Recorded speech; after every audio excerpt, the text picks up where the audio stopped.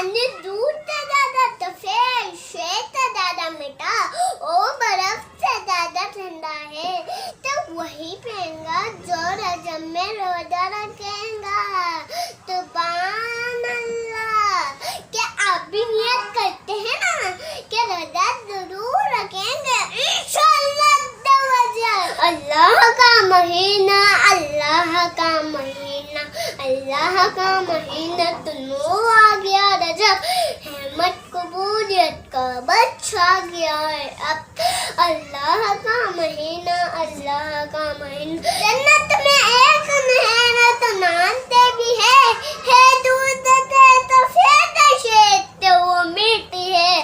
कहेंगे जब मेरे होते तो क्या होगा तुम तब, कहेंगा जब मेरे होते तो क्या होगा तुम तब। जामो तो उन्हें टिकलाएंगा प्यारा रब।